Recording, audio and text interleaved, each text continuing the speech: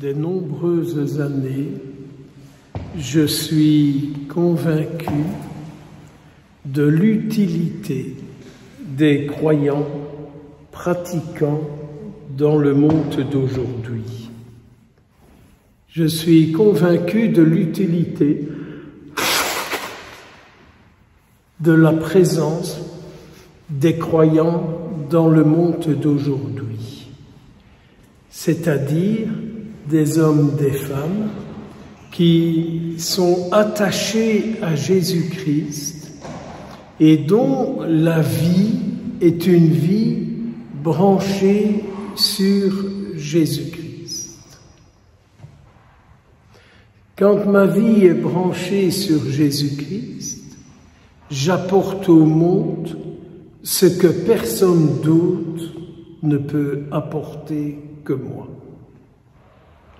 C'est vrai pour vous. Je dis bien attaché à Jésus-Christ, pas à des diététiciennes ou des spiritualités de je ne sais pas quoi, attaché à la personne du Christ, à ce qu'il dit et à ce qu'il amène à dire, à faire et à être.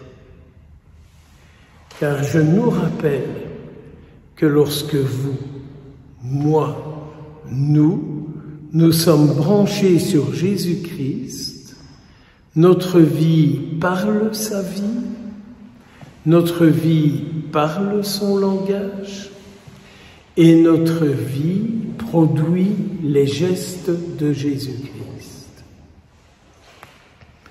Alors cette histoire du filet de poisson, dans lequel on fait le tri, je vous invite à l'appliquer à votre propre vie. Et peut-être aujourd'hui à prier et à vous dire, mais si ma vie est un filet rempli de poissons et que le Seigneur en fait le tri, qu'est-ce qui restera? Qu'est-ce qui restera de bon en moi avec lesquels les autres pourront se nourrir et vraiment trouver la vie?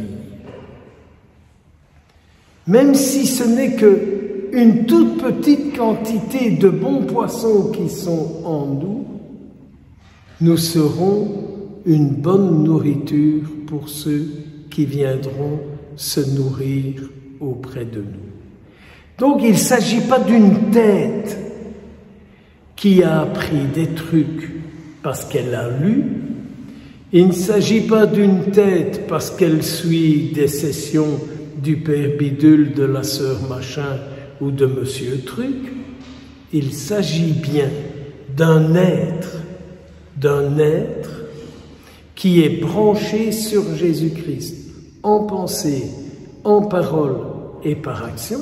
C'est cet être-là branché sur Jésus-Christ qui est bonne nourriture pour ceux qui vont près de lui ou de ceux qui viennent à lui ou de ceux qu'il va vers eux pour les rencontrer.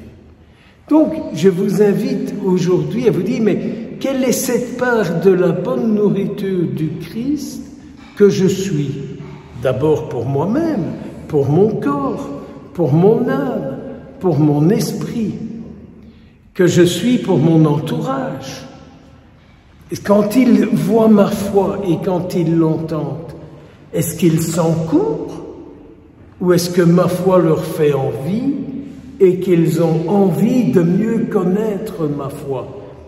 Je ne dis pas, vous connaissez mes allergies, je ne dis pas les sorties de fin de messe où on caquette avec ceux qui pensent comme nous, qui mangent comme nous, qui boivent comme nous et qui lisent comme nous. Je ne parle pas de ça. Je parle d'hommes, de femmes branchés sur Jésus-Christ qui font cet examen de conscience pour prendre conscience qu'ils sont branchés sur le Christ et que du coup, ils sont bonne nourriture pour eux.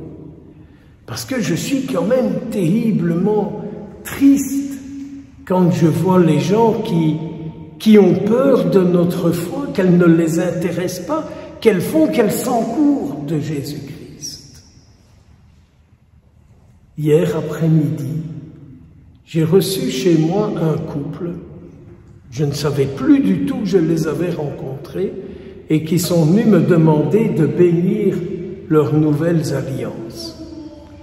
Et ces gens m'ont rappelé qu'ils s'étaient vus, qu'ils m'avaient rencontré lors de célébration des funérailles dans une paroisse ici du coin, où j'avais remplacé le curé. Et ces gens m'ont dit, la manière dont vous nous avez parlé de Jésus-Christ nous a donné envie de rebénir nos alliances pour qu'elles soient le signe de notre union de couple au Christ. Heureusement que j'étais bien assis parce que j'aurais eu l'arrière-train rempli d'hématomes. Donc je me dis, chacun de nous, nous pouvons être une nourriture qui fait envie aux autres de reprendre Jésus dans leur vie. Et nous pouvons être une nourriture qui les dégoûte, qui les rend allergiques et qui ne veulent plus manger de Jésus-Christ, tellement qu'on radote des trucs. Il faut être prudent. Je suis convaincu, mais je suis intimement convaincu que si le peuple chrétien était vraiment branché sur Jésus-Christ, le peuple chrétien ferait les miracles de Jésus dans le monde d'aujourd'hui. Mais on est trop dans de la morale, on est trop dans des règlements, on est trop dans des recettes. Et du coup, pas sur lui et rien que lui.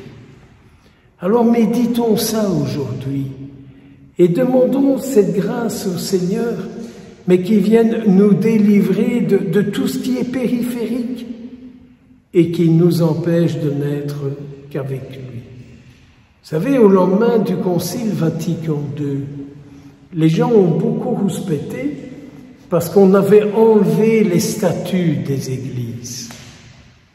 Et c'est vrai, je comprends les réactions des gens. Mais ils étaient tellement plus dévoués au sein de l'Église qu'ils n'avaient plus de lien avec Jésus lui-même. Et moi je pense que les saints d'aujourd'hui qui peuplent nos églises, nos chapelles, c'est pour nous rappeler l'importance de notre lien au Christ et rien qu'à Jésus-Christ. Attachons-nous à Jésus-Christ, à son évangile, à sa parole, à ses sacrements, aux signes concrets qu'il nous donne pour être présents dans nos vies. Et alors, il y aura dans le filet que nous sommes des poissons très recherchés, très nourrissants pour tous ceux qui viendront s'en nourrir. Au nom du Père, du Fils et du Saint-Esprit. Amen.